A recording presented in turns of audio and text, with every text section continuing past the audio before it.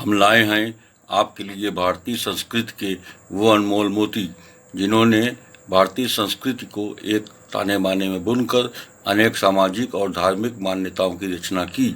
चाहे उत्तर हो या फिर दक्षिण, पूर्व हो या पश्चिम, हमारी अनेकता में एकता का मुख्य स्रोत एक ही है, वेद और पुराण। यही है हमारी संस्कृति की मूल पहचान, हमारा भारत, हमारा हिंदुस्तान। वेदों को पढ़ना व समझना कठिन था, इसलिए पुराणों की रचना हुई। पुराण का शाब्दिक अर्थ है पुराना या प्राचीन। पूर्व में पुराण संहिता एक ही थी। व्यास जी ने इसे पठन पाठन की सुविधानुसार विभाजित किया और अपने शिष्य लोमहर्षण जी को इसकी शिक्षा दिया। बाद में लोमहर्षण जी ने अपने शिष्यों के साथ इसे संकलित किया। इस प्रकार मुख्य रूप से पुराणों की संख्या 18 हुई। ये सभी रचनाएं संस्कृत के श्लोक रूप में हुई हैं, जो उस समय की भाषा थी। पुराण के 5 लक्षण माने गए हैं।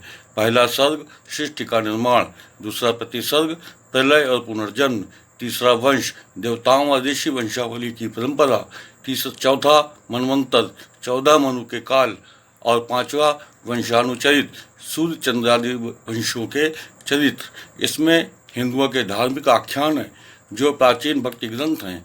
इनमें अलग अलग देवी देवताओं के पराक्रम का वर्णन है, जिनमें धर्म, अधर्म, पाप, पुण्य, कर्म और नैतिकता, सदाचार आदि संबंधी जीवन जीने की शिक्षा दी गई है, जो समाज को सभ्य और शालीन नागरिक बनने के लिए प्रेरित करता है।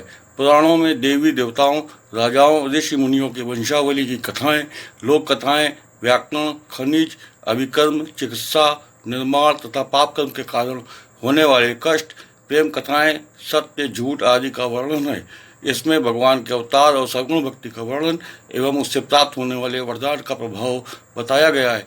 सभी पुराणों में स्कंद पुराण सबसे बड़ा है। इसमें भगवान शिव के पुत्र कार्तिकेय के विषय में है। भागवत पुराण सबसे अधिक बांचा जाने वाला है। इसमें भगवान कृष्ण की लीलाओं का वर्णन है। कुछ अन्य उपपुराणों की भी संकलित किया गया है, जिनकी संख्या 18 से 24 है। इन सभी पुराणों के निर्दिष्ट देवता भी बताए गए हैं, जैसे अग्नि पुराण के अग्निदेव, विष्णु पुराण के भगवान विष्णु, शिव पुराण के भगवान शिव, ब्रह्म पुराण के ब्रह्मा जी आदि।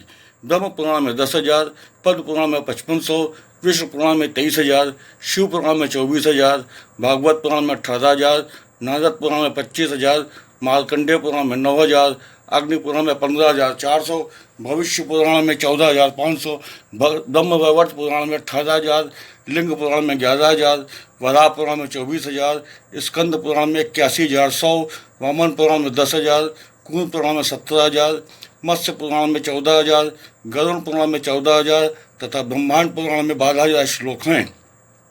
हमारा प्रयास होगा कि आपके लिए ज्ञान के समुद्र से कुछ अनमोल मोती ले आएँ, जो आपके मन मस्तिष्क को आह्लादित कर सके।